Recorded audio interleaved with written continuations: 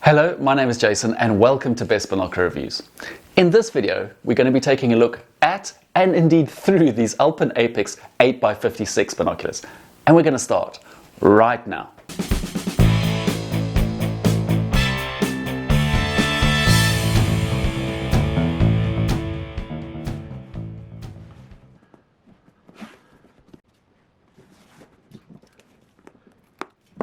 Removing the Alpen Apex 8x56 binocular from what has to be said is some really good packaging, you're presented with what immediately looks like a really well made and, to my eyes, a good looking set of binoculars.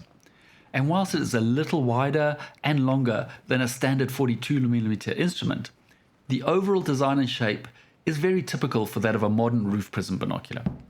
The main difference being that rather than a straight tube, the barrels flare out just a little bit at the ends in order for them to accommodate the slightly larger 56mm objective lenses.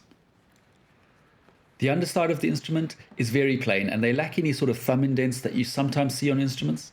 And while this is no means a critical feature or anything like that, these indents can, offer or just encourage you to hold the binoculars in the correct way and at the exact right balancing point. Another often overlooked feature that I immediately noticed on these Alpen Apex binoculars was the fact that the lenses are set back quite deeply within the ends of each of the barrels. I later measured it to be a depth of about 9 or 10 millimeters, which offers a really good level of protection to the glass.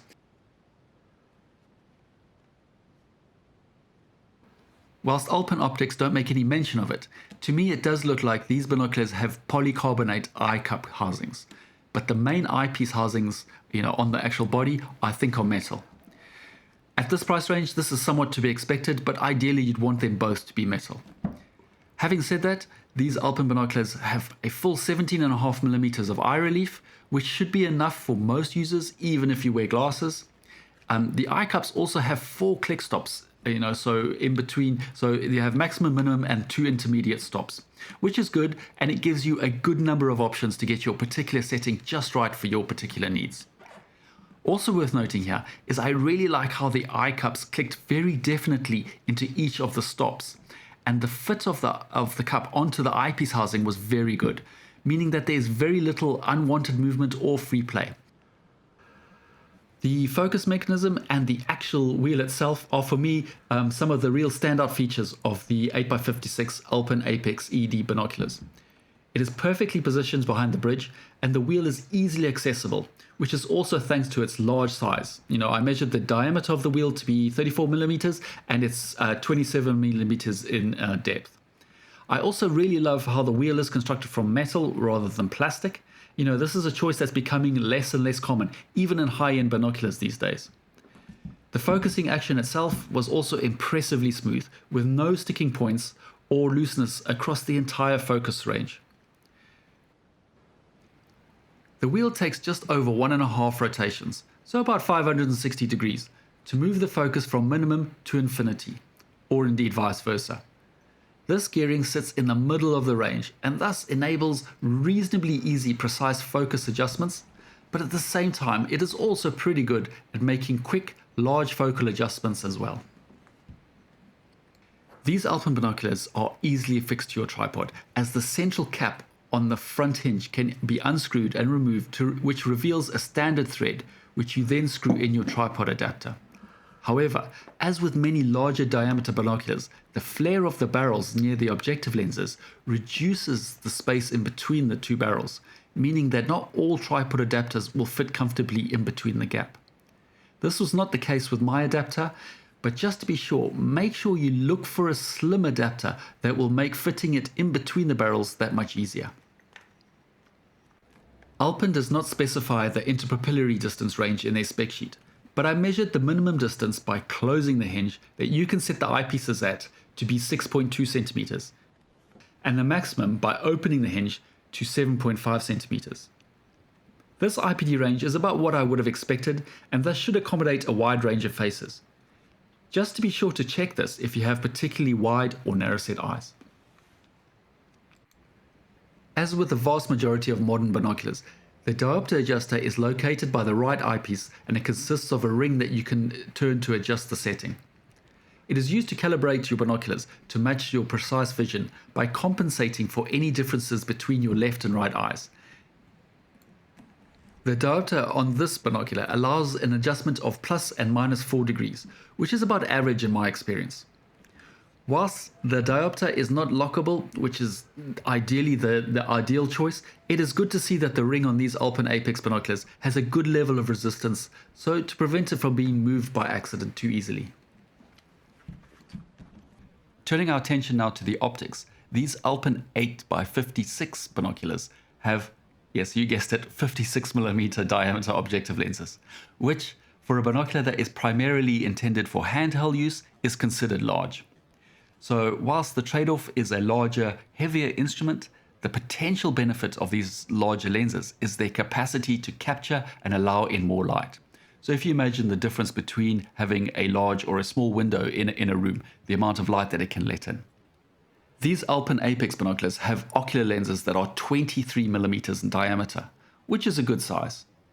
Now, whilst it may not be quite as obvious as the difference in objective lens size, a binocular with large oculars has or provides a number of potential benefits. Chiefly amongst these is the fact that a large ocular lens combined with a large exopupil makes the binocular just that much easier to use. So you can quickly line up your eyes with the lenses and achieve the full field of view without any black rings forming on the edges of the view. Now, this potential benefit translates directly to if you're looking for an instrument for digibinning or digiscoping.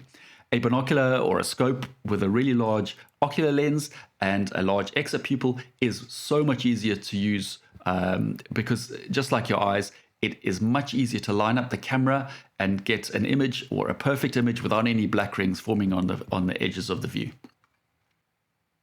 Now, in terms of the actual optics or the glass used and the coatings on those optics, I think I would sum it up by saying these Alpen Apex binoculars have pretty much all the features that you would expect to find with a binocular at this price range. So this includes the fact that they are fully multi-coated, they have ED or extra low dispersion glass elements within the lenses, the roof prisms are made from BAK4 glass, and they have phase correction coatings on them as well as being dielectrically mirror coated. Now, I could go through each of these components and features and explain their potential benefits, but I think it's actually easier to read about them. And therefore, I will provide, as mentioned before, a link down below that you can go through to the BBR website. And rather on this section of the optics section, I'll rather concentrate on the actual view that I saw through when looking through the binoculars. As I do with all my reviews here on BBR, to assess their optical performance, I compared the view through these Alpen Apex XP binoculars to that of a number of benchmark binoculars that I have in my possession. So in terms of image brightness, here I thought the Alpen Apex XP performed exceptionally well, especially in low light conditions. So whilst all the binoculars performed reasonably well in good light, the Alpen pulled ahead as the light faded, matching the Steiner Night Hunter blow for blow. So in low light, the image brightness was noticeably better with both the Steiner as well as the Alpen Apex when compared to my budget 7x50 as well as my mid-range 8x42 benchmark binocular. Moving on to color reproduction and contrast. Here, the Alpen Apex offers what I would describe as a vibrant image that yet without being too vibrant so that it starts to look cartoony. So the colors themselves look pretty natural. I didn't notice any sort of artificial tinting to the image. So sometimes you get with cheaper binoculars especially, the image can sometimes have a sort of brownish or a yellowish tinge to it just because of the quality of the glass or the coatings isn't quite up there.